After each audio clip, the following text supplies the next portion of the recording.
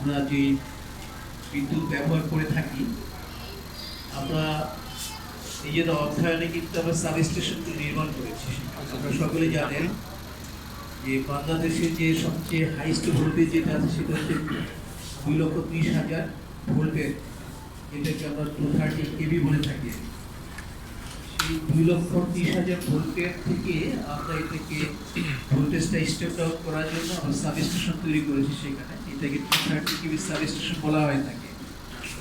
এটা আমাদের অর্থায়নে কিন্তু আমরা করেছি। সেটা আবার 1,32,000 ভোল্টের অর্থাৎ 132 কেভি যেটা সাবস্টেশন, সেটাও কিন্তু আমাদের অর্থায়নে আমরা করেছি।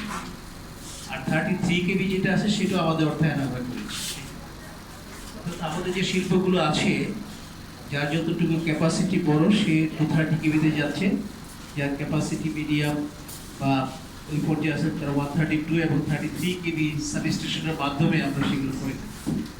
এবং এই সাবস্টেশনগুলো আমাদের অর্থায়নে নির্মিত হওয়া। তো বিইআরসি, তো বাংলাদেশ এনার্জি রেগুলেটরি কমিশন যে একটি শুনানি করেছে, একটি গণশুনানি করেছে, সেখানে এই গণশুনানির মধ্যে কিন্তু আপনারা অনেকে সেখানে উপস্থিত ছিলেন।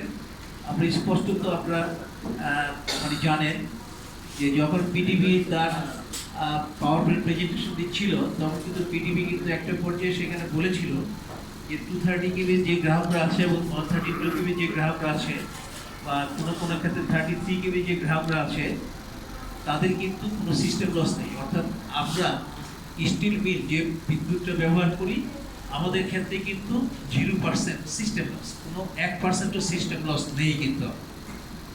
আর সঞ্চালন খরচ যেটা নাকি আছে সেটাও নেই, এই কারণে যে আমরা তো একেবারে যেখান থেকে বিদ্যুৎটা নিয়ে থাকি সেখান থেকেই আমরা মিটার বসিয়ে তার পরবর্তীতে নিয়ে থাকি। তো শুধু সঞ্চালনের একটা খরচ যেটা ডিস্ট্রিবিউশন কস্ট আছে সেটা কিন্তু সরকারের নেই কিন্তু। এবং সরকার কিন্তু এই ডিস্ট্রিবিউশন যে আমরা সঞ্চালন যে ডিস্ট্রিবিউশন একটা নেটওয়ার্ক তৈরি করে, সেটাও কিন্তু সরকার করে দেয় নেই, আমাদের নিজস্ব অর্থায়নে কিন্তু করেছে।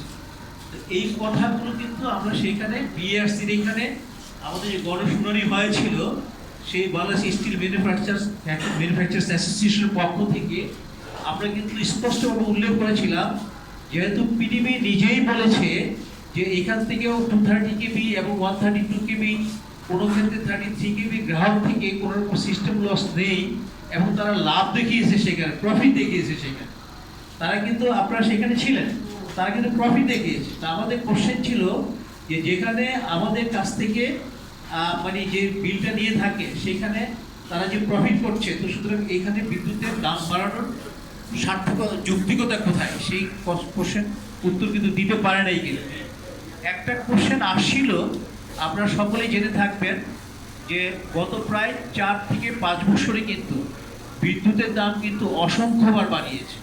এই বিদ্যুতের দাম কিন্তু একটা সময় আপনার 7 টাকা, 6 টাকা, 7 টাকার মতো ছিল, সেটা কিন্তু আজকে 12 টাকা, 13 টাকা হয়েছে, প্রায় ডাবল হয়েছে। কিন্তু গত প্রায় 5 বছরে কিন্তু বিদ্যুতের দাম প্রায় 50% বা 70%-এর মতো বেড়ে গেছে। প্রথম বাড়লো কখন?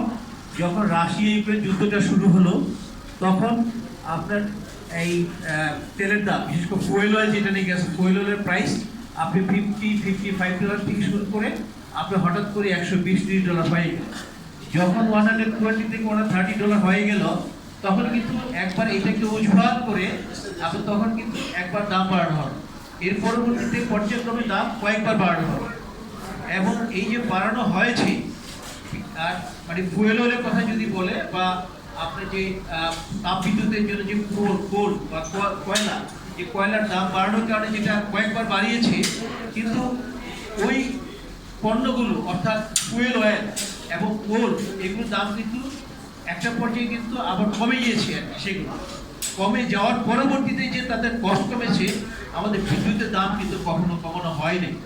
আমরা কিন্তু সেটা বিইআরসি যে গণশুনানি হয়েছে গত 21শে মেতে, সেখানে কিন্তু আমরা একটু উল্লেখ করেছি, যেহেতু আমাদের কোনো সিস্টেম লস নাই, আমাদের কাছ থেকে তারা প্রফিট করছে এবং আমরা নিজেরা নির্মাণ করেছি সেখানে, তো সুতরাং কেন বাড়ানো হবে? যদি আপনাদের কোনো অজুহাত থেকে থাকে যে ফুয়েল অয়েলের প্রাইস বেড়েছে, কোলের প্রাইস বেড়েছে, তাহলে আমাদের কোশ্চেন থাকবে, তাহলে যখন কমলো সেটা কমানো হলো না কেন? আপনার ডিমান্ড চার্জের কথা যেটা থেকে আসছে, সেখানে আমাদের কাছে ডিমান্ড চার্জ নিয়ে থাকছে, আপনারা সকলেই জানেন। সেই ডিমান্ড চার্জ যারা নাকি অবকাঠামো নির্মাণ করে দিবে যাদের জন্য, অর্থাৎ পিডিবি বা পিজিসিবি যাদের জন্য অবকাঠামো নির্মাণ করে দিবে তাদের কাছ থেকে ডিমান্ড চার্জ দেবে। কিন্তু আমরা তো অবকাঠামো আমরা নিজেরা তৈরি করি, সাবস্টেশন আমরা নিজেরা তৈরি করছি, সুতরাং এখানে ডিমান্ড চার্জ আসবে কেন? আরেকটা ব্যাপারে আমরা প্রশ্ন তুলেছিলাম যে আমরা এক একটা কোম্পানি, কেউ 10 কোটি, কেউ 15 কোটি, কেউ 20 কোটি, কেউ 40 কোটি, 50 কোটি, কেউ 2 কোটি, এভাবে সিকিউরিটি মানি দেওয়া হয়ে থাকে সেখানে। অর্থাৎ আমরা যখন নাকি এটা অ্যাপ্রুভেল পাই তখন আমাদের কাছে সিকিউরিটি মানি নিয়ে থাকে। আপনার যেখানে সিকিউরিটি মানি ব্যাংক গ্যারান্টি নেওয়ার কথা, সেখানে ব্যাংক গ্যারান্টির পরিবর্তে সেখানে আমাদের ক্যাশ টাকা নিয়ে থাকে। এবং এই যে ক্যাশ টাকা যেটা নিয়ে থাকে এটা কিন্তু অন্যায়। এবং আপনারা জানেন যে তিতাস গ্যাস বা গ্যাস কোম্পানিগুলো কিন্তু ক্যাশ টাকা নেয় না, সেখানে 1/3 ক্যাশ নেয়, 2/3 আমরা ব্যাংক গ্যারান্টি নিয়ে থাকি। আমরা সেটার ব্যাপারে কথা বলছি এবং বিএফসিকে বলছি এই যে আমাদের সিকিউরিটি মানিটা সেখানে রয়ে গেছে, আমাদের সিকিউরিটি মানিটা হয় ফেরত দেব, আমরা ব্যাংক গ্যারান্টি দেই, অথবা আমরা এই সিকিউরিটি মানি ওনারা রেখে যে প্রফিটটা করছে সেই প্রফিটটা যেন আমাদের বিলের সাথে সমন্বয় করা। আমরা এই কথাগুলো সেখানে বলেছিলাম।